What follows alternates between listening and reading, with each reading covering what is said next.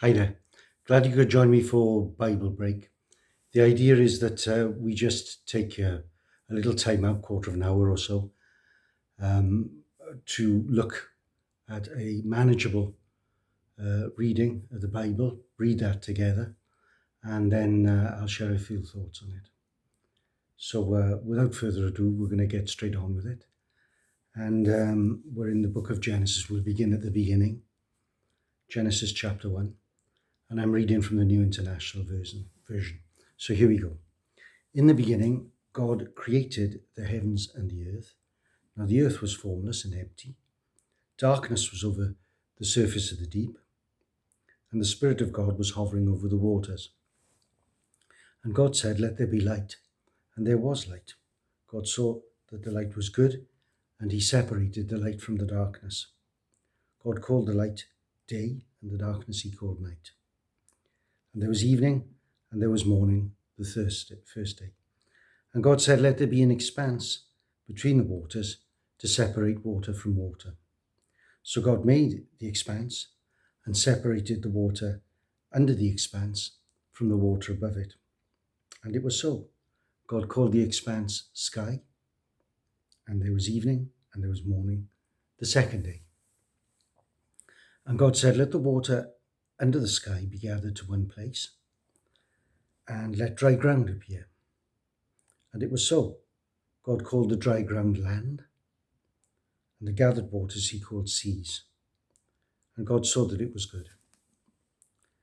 Then God said, "Let the land produce vegetation, seed-bearing plants and trees on the land that bear fruit with seed in it, according to their various kinds." And it was so.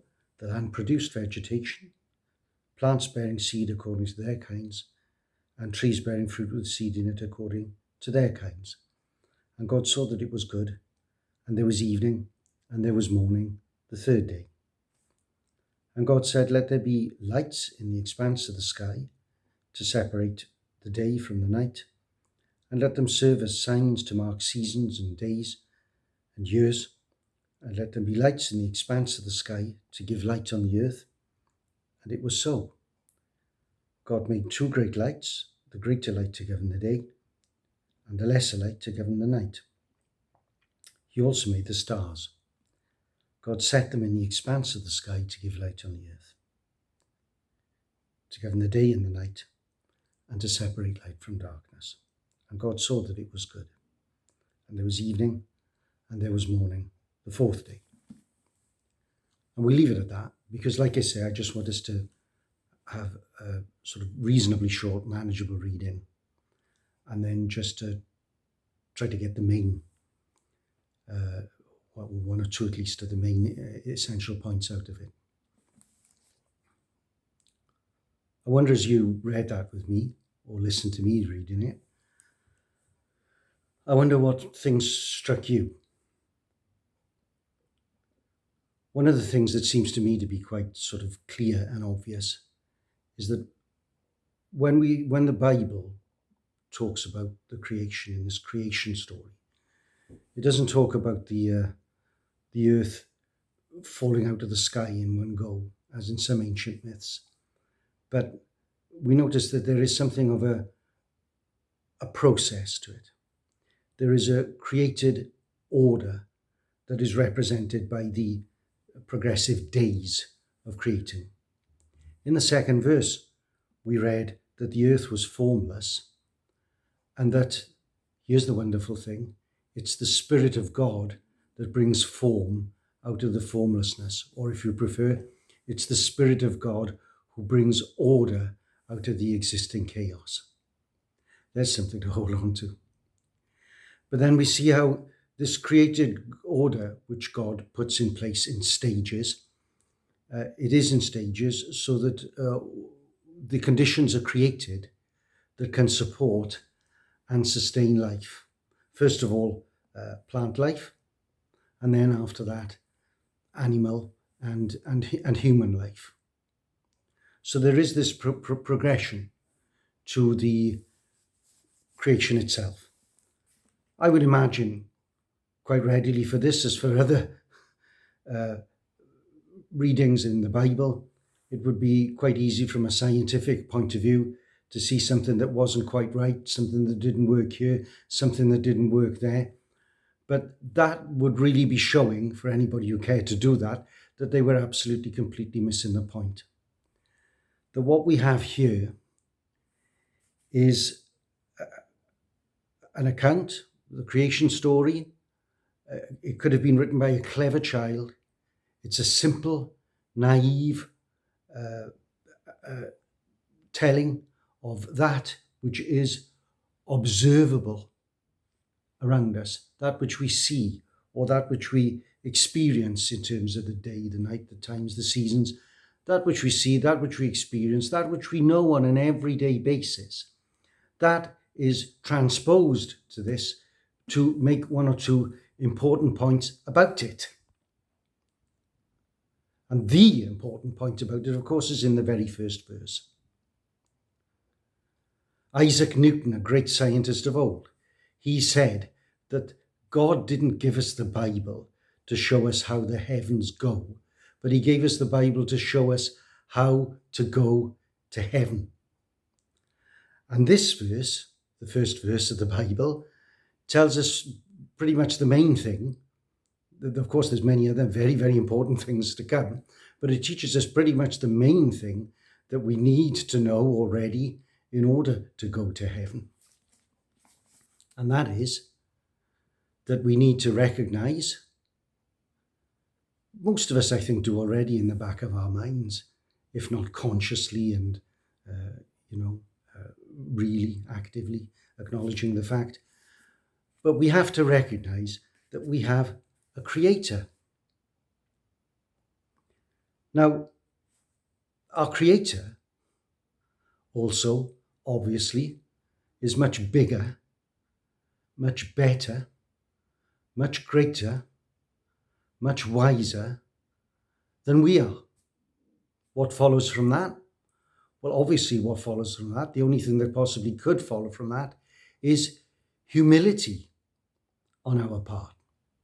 Because we have somebody above us, over us, as well as at work in this world, who knows us better than we know ourselves, and who holds our life in his hands.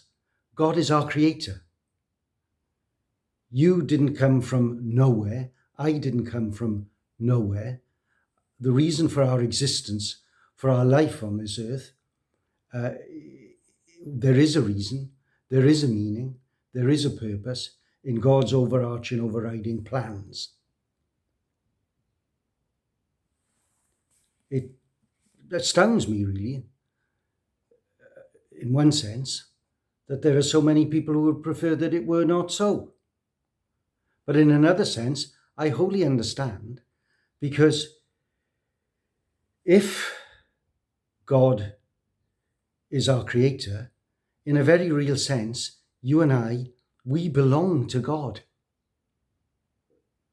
God has first, prior claim upon your life. Now, of course, we don't necessarily want to hear that. We don't necessarily want to know that. We prefer to take hold of that measure of freedom and autonomy which God has given us and say, no, this is my life, thank you very much. My life. Well, thanks for creating me, but, no thanks, I'm off. We'll come back to all this. All this is to follow. But because of this tension between what we want and what God is,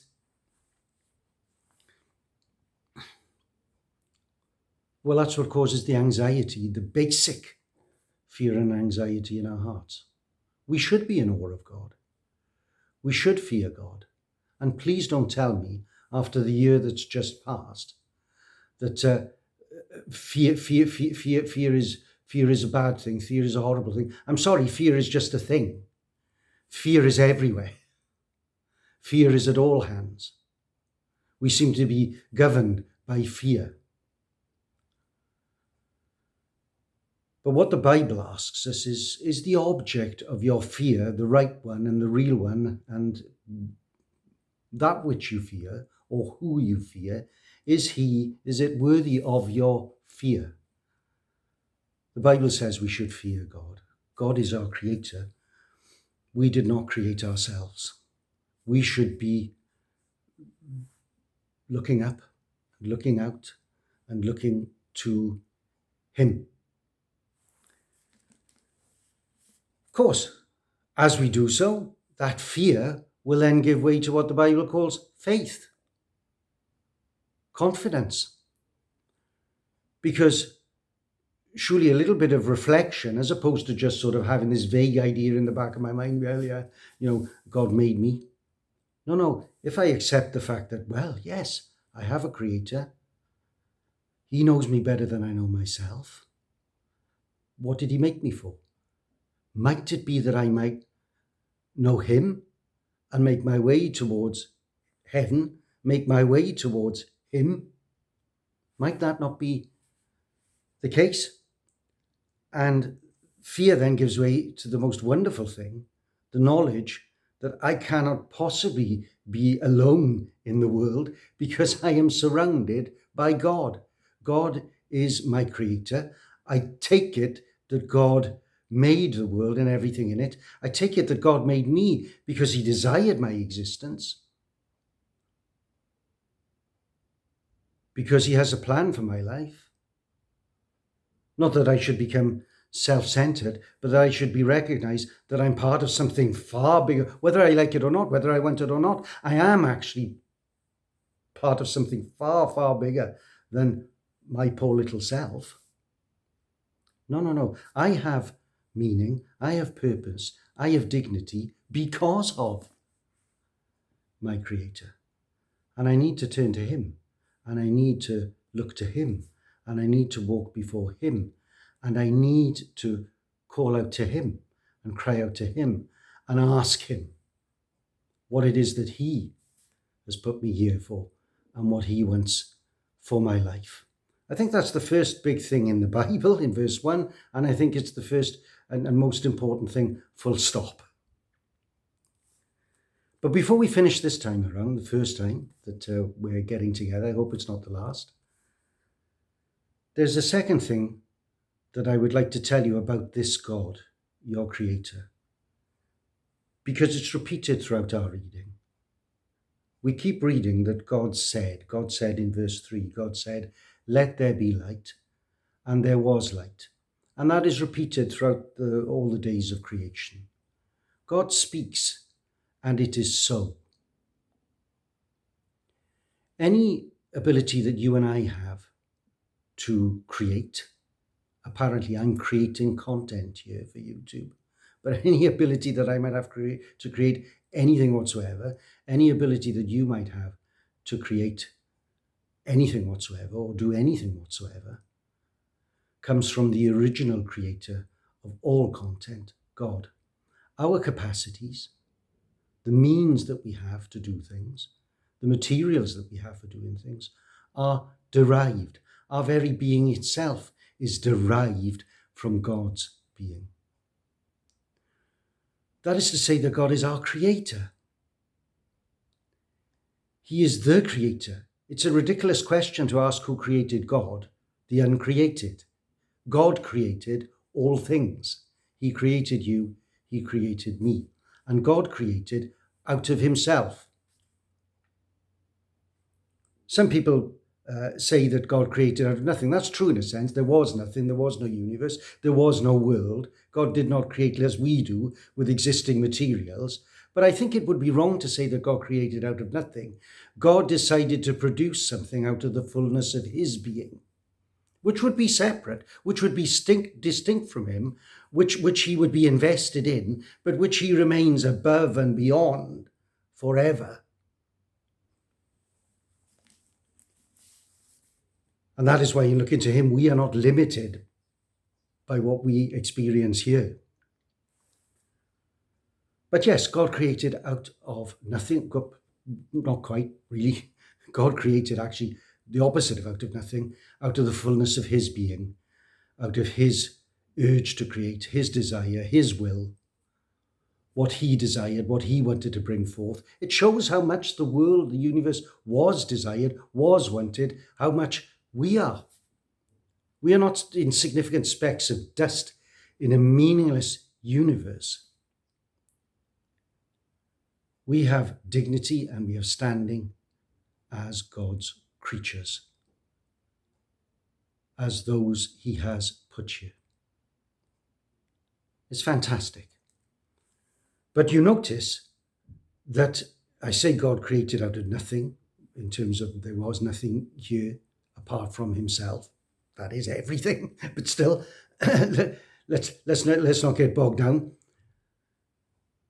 The important thing I want to underline is the means of his creation of what is, in terms of the world, the universe, as God speaks, and it is so. Our words may or may not have little effect, but when God speaks, it is so. His word has great power, and that's why I'm inviting you and encouraging you to keep joining me so that we can get stuck into, in bite-sized chunks, get stuck into his written word. And I would also encourage you to share his word, because it is by his word that God brings into existence that which is not. It is by his word that God creates. It is by his word of power that God works. It is by his word that God calls people. It is by his word that God saves people and brings them to himself. So we should be attending to his word, and we should be getting his word out. So I do hope that you join me for our next look at God's written word as we complete this chapter next time. See you then.